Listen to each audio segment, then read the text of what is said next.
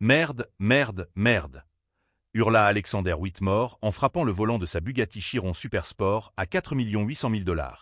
De la fumée bleue s'échappait du moteur, tandis que la voiture la plus chère au monde devenait un poids mort au milieu de la rue la plus fréquentée de Manhattan. Le milliardaire de la technologie avait exactement 45 minutes pour se rendre à la réunion qui allait décider de l'avenir de son empire. Les investisseurs japonais n'attendraient pas une seconde de plus que leur prévu, et annuler signifiait perdre 300 millions de dollars de financement. « Monsieur, puis-je vous aider ?» dit une voix calme derrière lui. Alexander se retourna brusquement et vit un homme noir d'une quarantaine d'années, vêtu de vêtements usés, mal rasés, tenant un sac en plastique contenant ses affaires. Ses yeux, cependant, avaient quelque chose qu'Alexander ne parvenait pas à déchiffrer. Une intelligence pénétrante qui contrastait avec son apparence négligée. Vraiment. Alexander eut un rire sec et cruel. « Et que savez-vous exactement d'un moteur W16 quadriturbo » Thomas Johnson resta immobile, observant la fumée. D'après le motif de coloration et la fréquence des oscillations thermiques, je dirais qu'il s'agit d'une défaillance du système de refroidissement intercoulé.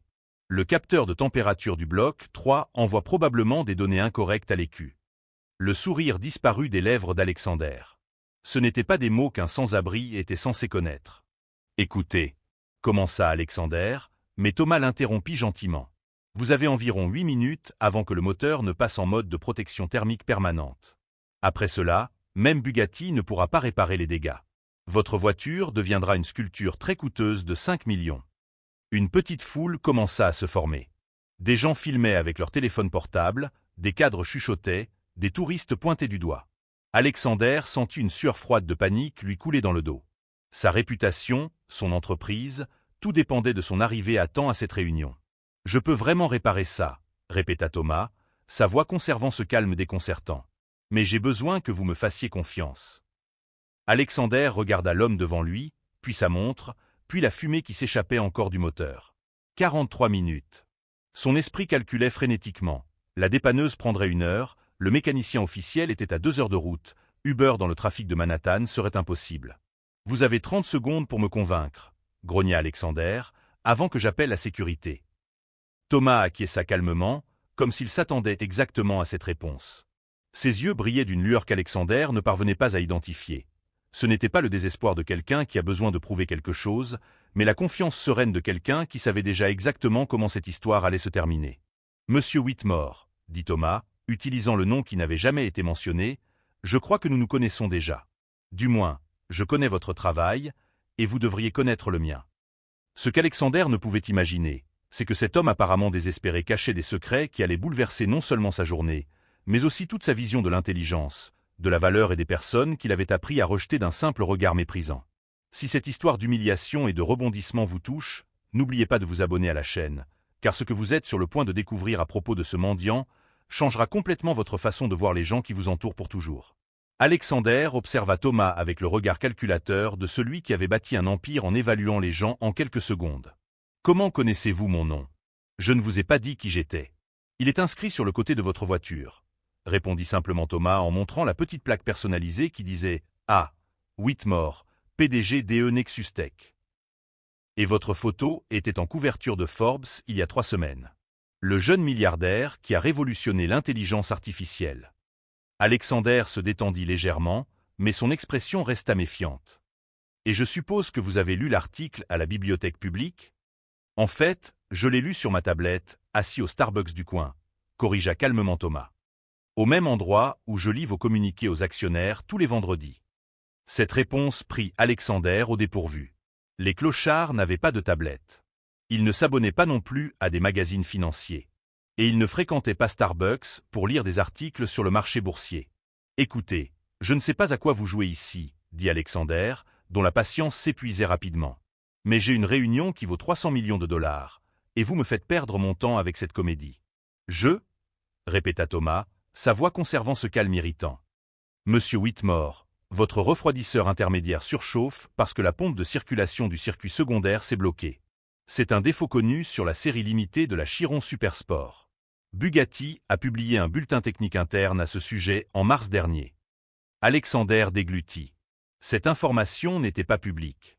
Même son mécanicien personnel ne connaissait pas ces détails techniques spécifiques. Comment diable pouvez-vous être au courant d'un bulletin interne de Bugatti ? demanda Alexander, la voix montant d'un octave. Thomas inclina légèrement la tête. De la même manière que je sais que vous avez résilié votre police d'assurance premium le mois dernier pour économiser 50 000 $ par an, ou que votre entreprise a perdu le contrat avec Samsung à cause d'un retard de 3 jours dans la livraison du prototype. Alexander pâlit. Ces informations étaient confidentielles, connues uniquement de lui et de son directeur financier. Vous êtes un espion industriel, conclut Alexander, sa main se dirigeant instinctivement vers son téléphone portable.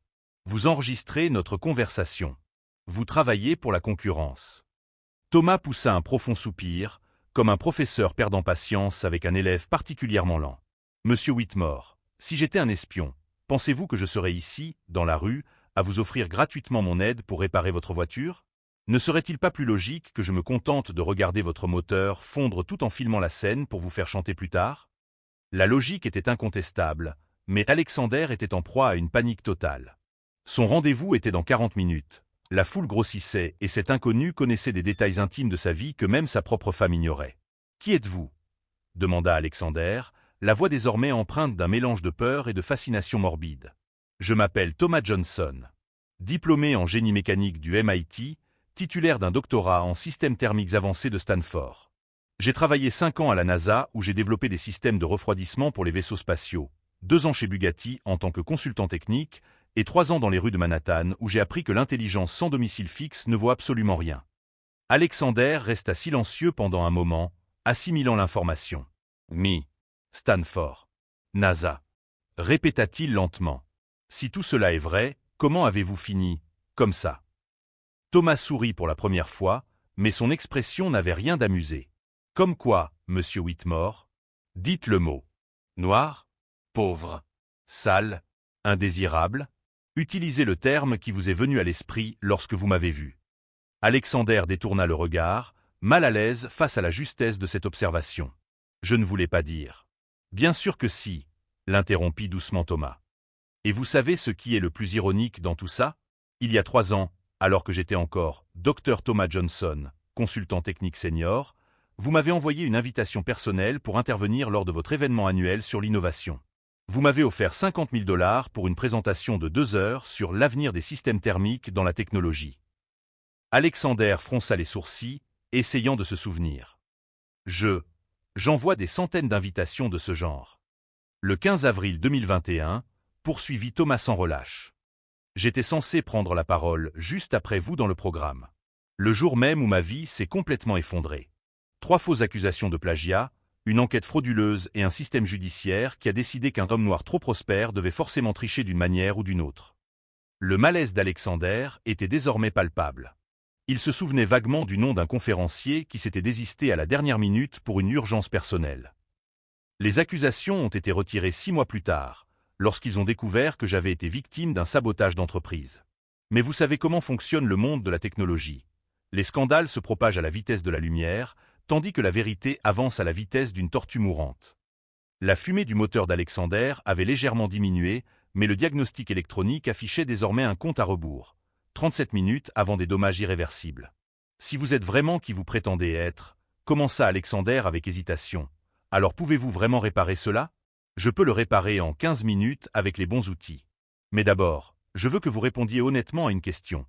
Si je portais encore mon costume à 3 000 $ et que j'arrivais ici dans une Tesla, hésiteriez-vous une seule seconde à accepter mon aide? » Alexander ouvrit la bouche pour mentir, puis la referma. La réponse était claire sur son visage embarrassé. « C'est bien ce que je pensais, » dit Thomas en hochant lentement la tête. « Eh bien, monsieur Whitmore, aujourd'hui, vous allez apprendre une leçon précieuse sur le fait de juger les livres à leur couverture. Car le même esprit brillant qui a conçu les systèmes que vous utilisez dans vos produits les plus avancés se trouve juste devant vous, caché sous des vêtements usés et quelques mois sans aller chez un coiffeur coûteux. » Alexander regarda à nouveau sa montre. 35 minutes. Sa réunion à 1 milliard de $ était dans 35 minutes, et son seul espoir de salut était entre les mains d'un homme qu'il avait jugé et rejeté en moins de 10 secondes. « Que voulez-vous en échange » demanda Alexander, capitulant finalement. Thomas le regarda droit dans les yeux, et Alexander y vit quelque chose qui le fit frissonner. Ce n'était ni de la cupidité, ni du désespoir, ni même de la colère.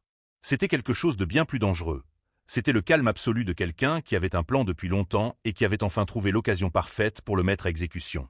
Je veux que vous vous asseyiez là, sur le trottoir, dit Thomas en désignant le rebord sale, et que vous regardiez un mendiant sauver votre empire millionnaire. Ensuite, quand j'aurai terminé, je veux que vous réfléchissiez au nombre de Thomas Johnson que vous avez rejetés au cours de votre vie simplement parce qu'ils ne correspondaient pas à votre définition limitée du succès. Ce qu'Alexander ne pouvait imaginer, c'est qu'accepter cette proposition apparemment simple déclencherait une série d'événements qui non seulement sauveraient sa réunion, mais transformerait complètement sa compréhension du pouvoir, des privilèges et des personnes qui construisent réellement les empires que des hommes comme lui ne font que gérer. Alexander se retrouva dans une position qu'il n'aurait jamais imaginé occuper, assis sur le trottoir sale de Manhattan, observant un sans-abri ouvrir le capot de sa Bugatti à 4,8 millions de dollars. L'ironie de la situation n'échappa pas aux passants qui s'arrêtèrent pour filmer la scène avec leur téléphone portable. 32 minutes, murmura Alexander en vérifiant obsessionnellement sa Rolex. La foule s'était agrandie pour atteindre plus d'une centaine de personnes, transformant son urgence personnelle en spectacle public. Thomas travaillait avec des mouvements précis et économiques, ses mains naviguant dans le moteur complexe comme s'il s'agissait d'une carte familière. Le système de diagnostic vous ment, expliqua-t-il sans lever les yeux. Il indique une défaillance générale du refroidisseur intermédiaire, mais le vrai problème est microspécifique. Comment ça, il ment? Demanda Alexander, sincèrement intrigué malgré son anxiété. Les ingénieurs de Bugatti ont programmé le système pour surdiagnostiquer les problèmes simples. Cela oblige les propriétaires à recourir uniquement à des services agréés, qui facturent 50 000 $ pour des réparations qui en coûtent 5 cents. Thomas débrancha un câble spécifique, et immédiatement, l'alarme du moteur se tut. Voilà. Nous pouvons maintenant nous attaquer au véritable problème. Alexander observait, fasciné, Thomas retirer des composants avec l'assurance de quelqu'un qui avait conçu des systèmes similaires. Vous avez vraiment travaillé à la NASA? 5 ans dans le programme d'exploration de Mars. Mes systèmes de refroidissement volent dans l'espace en ce moment même. Thomas sourit légèrement. Bien sûr, mon nom a été retiré des crédits officiels après l'incident. Quel genre d'incident détruit complètement une carrière comme la vôtre? Thomas interrompit son travail et regarda Alexander droit dans les yeux. Le genre qui se produit lorsqu'un ingénieur noir remet en question les décisions de sécurité prises par des cadres blancs. Quand vous avez raison, mais que vous n'avez pas le pédigré social pour avoir raison. La réponse frappa Alexander comme un coup de poing. Il se souvint du nombre de fois où il avait rejeté les suggestions d'employés qui ne correspondaient pas au profil culturel de son entreprise. Plus précisément, j'ai remis en question la décision d'accélérer le lancement d'un satellite militaire en ignorant mes avertissements concernant une défaillance thermique. Thomas continua à travailler tout en parlant. 3 mois plus tard, 200 millions de dollars ont explosé dans l'atmosphère, exactement comme je l'avais prévu. Mais qui pensez-vous a été tenu pour responsable? Vous, répondit Alexander, sentant un poids grandissant dans son estomac. Bingo! Le jeune arrogant qui ne respectait pas la hiérarchie et créait des problèmes inutiles.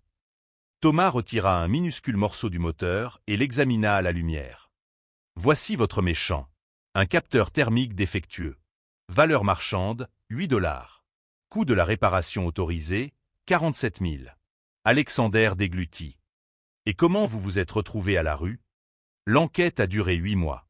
Pendant cette période, aucune entreprise ne voulait m'embaucher avec une enquête fédérale en cours. Mes économies ont été épuisées pour payer les avocats.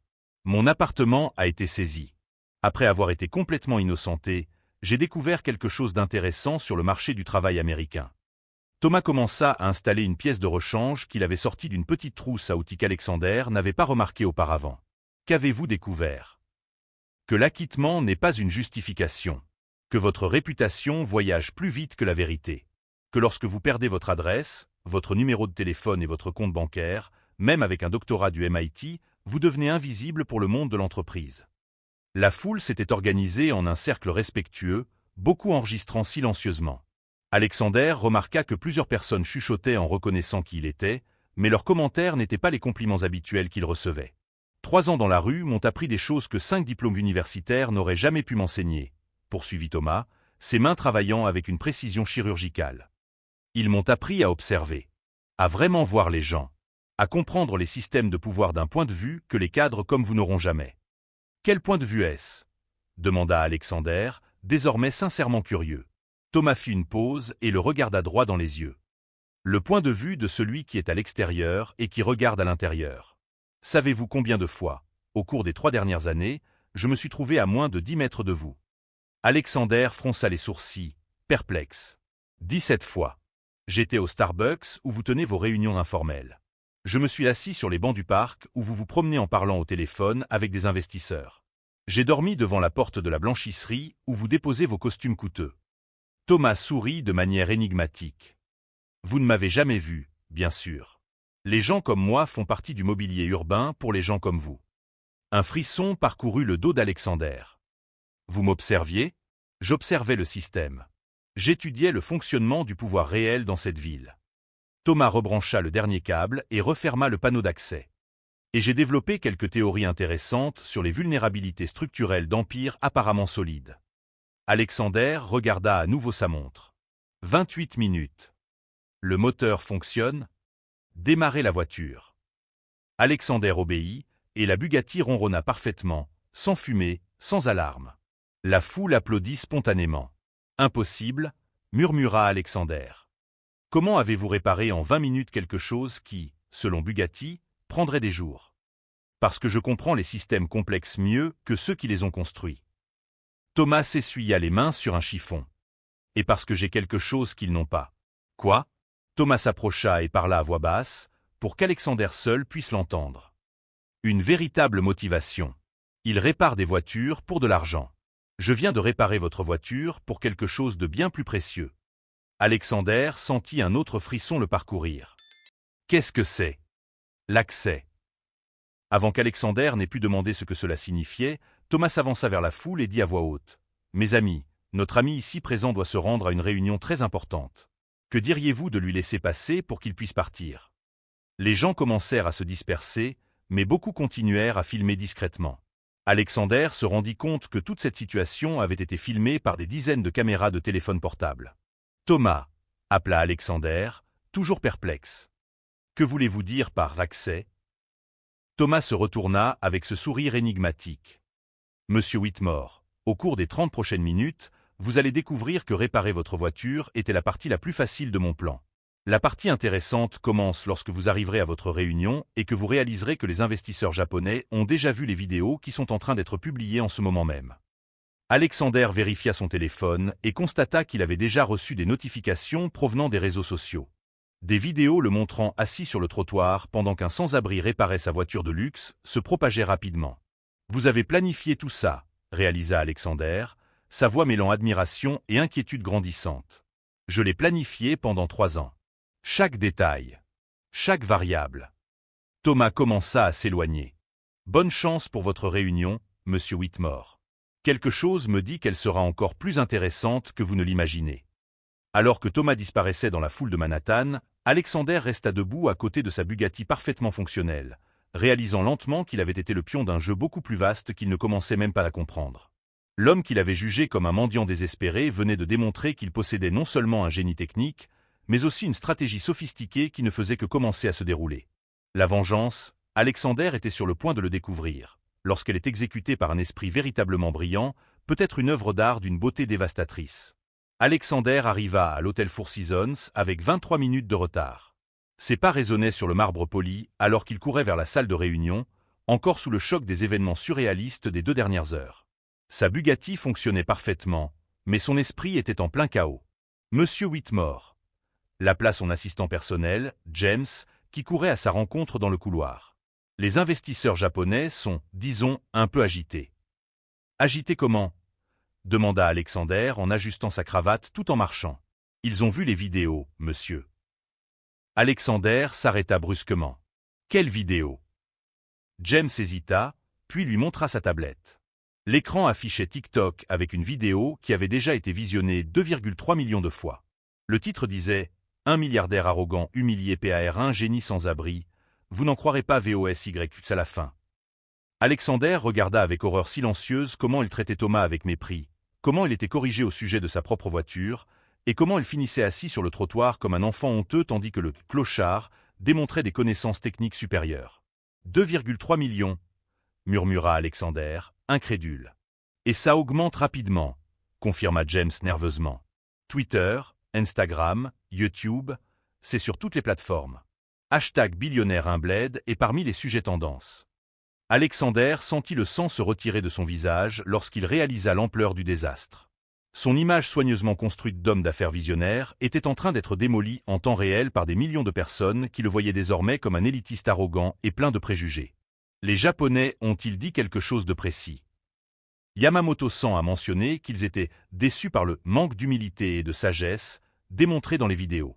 Ils ont dit que cela ne reflétait pas les valeurs qu'ils recherchaient chez leurs partenaires commerciaux. Alexander poussa les portes de la salle de réunion et sentit immédiatement le froid dans l'air. Les 5 cadres japonais, qui se levaient généralement respectueusement lorsqu'il entrait, restèrent assis, le visage soigneusement neutre. « Yamamoto-san, je m'excuse pour mon retard. » commença Alexander, mais il fut interrompu par un geste poli mais ferme. « Whitmore-san, » dit le chef du groupe dans un anglais impeccable, « nous avons regardé avec beaucoup d'intérêt vos vidéos ce matin. Très instructif. » La gêne d'Alexander s'accentua lorsqu'il remarqua que toutes les personnes présentes avaient discrètement sorti leur téléphone, probablement pour suivre les commentaires et les partages des vidéos virales. C'était un malentendu, tenta d'expliquer Alexander. L'homme s'est approché de moi et vous l'avez jugé sur son apparence, l'interrompit un autre cadre japonais. Vous avez rejeté son expertise sans l'écouter. Vous avez fait preuve d'exactement du genre d'arrogance occidentale que nous nous efforçons d'éviter chez nos partenaires. Alexander sentit le sol s'ouvrir sous ses pieds. 300 millions de dollars d'investissement lui glissaient entre les doigts à cause d'une rencontre de 40 minutes avec un sans-abri. « Laissez-moi vous expliquer. » commença-t-il désespérément. Yamamoto leva à nouveau la main. « Ce n'est pas nécessaire, Whitmore-san. Votre vraie nature a été clairement révélée. Nous annulons notre participation à l'investissement.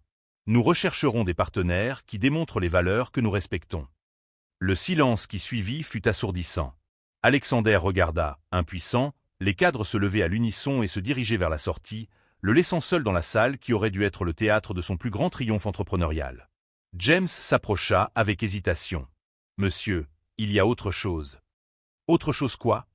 demanda Alexander, sa voix ressemblant davantage à un gémissement. « CNN veut une interview. Et Forbes a annulé l'article de couverture sur vous prévu pour le mois prochain. Ils ont dit qu'ils voulaient réévaluer l'angle de l'histoire après les événements d'aujourd'hui. » Alexander s'effondra sur une chaise, comprenant enfin l'étendue du plan de Thomas. Ce n'était pas une rencontre fortuite. Chaque mouvement avait été calculé, chaque mot soigneusement choisi pour maximiser son humiliation publique. Son téléphone sonna. C'était un numéro inconnu. « Alexander, » dit la voix familière et calme de Thomas. « J'imagine que votre réunion ne s'est pas exactement déroulée comme prévu. »« Vous avez tout planifié, » déclara Alexander, « ce n'était pas une question. Pendant 3 ans, j'ai étudié vos habitudes, votre trajet pour aller au travail, vos points faibles.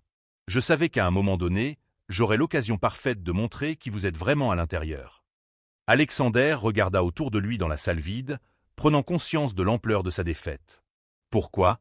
Je ne vous connaissais même pas. » Thomas rit doucement. « Mais moi, je vous connaissais, Alexander.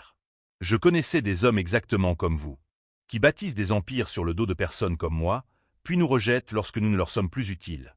Aujourd'hui, vous avez appris que l'intelligence et la valeur humaine ne dépendent pas d'un compte en banque ou d'une adresse. Vous m'avez détruit, murmura Alexander. Je t'ai simplement filmé tel que tu es, corrigea Thomas. La destruction est ton propre fait. Chaque mot méprisant, chaque regard condescendant, chaque jugement préconçu était ton choix. Alexander resta silencieux, sachant que Thomas avait raison. Mais voici la partie intéressante, Alexander, poursuivit Thomas, sa voix prenant un ton presque professoral. Ce n'était que le premier mouvement. Tu n'as pas encore vu ce que j'ai vraiment préparé pour les hommes qui pensent pouvoir marcher sur les autres et s'en tirer indemne. La communication fut coupée, laissant Alexander seul avec le bruit de son propre cœur qui battait à tout rompre et la prise de conscience grandissante que son humiliation publique n'était que l'apéritif d'un festin de conséquences qu'il n'avait même pas encore commencé à imaginer. Alors que les vidéos continuaient à se répandre et que les commentaires cruels sur son arrogance se multipliaient sur les réseaux sociaux, une question terrifiante résonnait dans son esprit. Si Thomas Johnson avait tout planifié 3 ans à l'avance, qu'avait-il préparé d'autre pour l'homme qu'il avait jugé indigne du moindre respect? 6 mois plus tard, Alexander Whitmore était assis dans le bureau qu'il avait autrefois dirigé comme un empereur, désormais réduit à un espace partagé au 22e étage d'un immeuble commercial ordinaire. Nexus Tech avait fait faillite 3 mois après l'incident Bugatti, comme la presse avait surnommé son humiliation virale. Les vidéos n'avaient jamais cessé de circuler. 42 millions de vues combinées avaient fait d'Alexander le symbole mondial de l'arrogance des entreprises. La Harvard Business School avait créé une étude de cas entière sur sa chute, intitulée « Quand les préjugés détruisent les empires ». Monsieur Whitmore, appela sa nouvelle assistante, « Vous avez un appel ». Alexander répondit à contre-cœur. C'était son ex-femme, qui avait demandé le divorce peu après que les investisseurs aient quitté son entreprise en masse. « J'ai besoin que tu signes les papiers de la pension alimentaire. » Et Alexander. « J'ai vu les informations sur Thomas Johnson aujourd'hui. » Alexander déglutit. Quelle nouvelle! Il a été nommé ingénieur en chef chez Spacetech Industries. Salaire de 2 millions par an, plus participation aux bénéfices. CNN a déclaré qu'il avait mis au point un système de propulsion révolutionnaire qui réduirait le coût des voyages spatiaux de 70%. Alexander raccrocha et chercha immédiatement la nouvelle en ligne. Thomas était là, vêtu d'un costume impeccable, interviewé dans la même émission où Alexander avait autrefois été célébré comme un visionnaire. Mais la différence était flagrante. Thomas parlait avec une humilité sincère de son intention d'utiliser sa position pour créer des opportunités pour les jeunes ingénieurs issus de communautés défavorisées. « Mon expérience dans la rue m'a appris que le génie n'a pas d'adresse », disait Thomas à l'interviewé. « Nous lançons un programme de bourse pour les étudiants à faible revenu et les anciens sans-abri intéressés par l'ingénierie. Parce que le talent gaspillé est une tragédie nationale. » Le téléphone d'Alexander sonna à nouveau. C'était James, son ancien assistant, qui travaillait désormais pour une start-up florissante. « Alexander, j'ai vu l'interview. J'ai pensé que tu aimerais savoir que Thomas Johnson a acheté le terrain où il dormait dans la rue et qu'il construit un centre communautaire dédié à la technologie. Il proposera des cours gratuits et l'accès à des laboratoires à toute personne intéressée par l'apprentissage. » Alexander ressentit un poids familier dans sa poitrine. Alors qu'il avait tout perdu en jugeant un livre à sa couverture, Thomas avait transformé 3 années de souffrance en une mission de vie qui allait changer des milliers de destins. « Il y a plus, » continua James. « Il t'a mentionné dans l'interview. Il a dit que ton expérience de la discrimination l'avait motivé à créer des systèmes qui identifient les talents uniquement sur la base des compétences et non de l'apparence ou de l'origine. Il vous a remercié de lui avoir involontairement donné la motivation finale pour reconstruire sa carrière de manière encore plus percutante. » Alexander a raccroché et a regardé par la fenêtre de son modeste bureau. Dans la rue, il voyait des gens de toutes origines marcher, chacun portant en lui des histoires et des potentiels qu'il ne prendrait jamais la peine de connaître. Son téléphone vibra pour lui signaler une notification LinkedIn. Thomas Johnson avait publié une photo de la construction du centre communautaire, accompagnée de la légende suivante. « Il y a 1 an, j'étais invisible pour le monde de l'entreprise. Aujourd'hui, j'utilise ma visibilité pour rendre les autres visibles. La meilleure vengeance n'est pas de détruire ceux qui vous ont fait du tort, mais de construire quelque chose de plus grand qu'ils n'auraient jamais pu imaginer. » La publication avait reçu 50 000 likes en 2 heures. Alexander réalisa que son histoire était devenue une légende urbaine moderne sur le danger des préjugés, tandis que Thomas était devenu un symbole de résilience et de transformation sociale. L'un avait tout perdu en sous-estimant l'intelligence humaine sur la base des apparences. L'autre avait tout gagné en démontrant que la véritable valeur ne dépend pas de vêtements coûteux ou d'adresses prestigieuses. L'ironie finale était claire. Alexander avait tenté de rabaisser Thomas, mais n'avait réussi qu'à se rabaisser lui-même. Thomas n'avait pas eu besoin de détruire qui que ce soit pour gagner, il avait simplement dû montrer au monde qui il était vraiment à l'intérieur. En fin de compte, la meilleure vengeance a toujours été le succès extraordinaire, la dignité maintenue sous pression et la capacité de transformer l'injustice en moteur de changement positif. Thomas Johnson avait prouvé que lorsque vous ne pouvez pas changer la façon dont les autres vous perçoivent, vous pouvez complètement changer ce qu'ils ont besoin de voir. Si cette histoire de dépassement de soi et de justice vous a touché, abonnez-vous à la chaîne et partagez vos commentaires. Avez-vous déjà jugé quelqu'un sur son apparence et l'avez-vous regretté par la suite?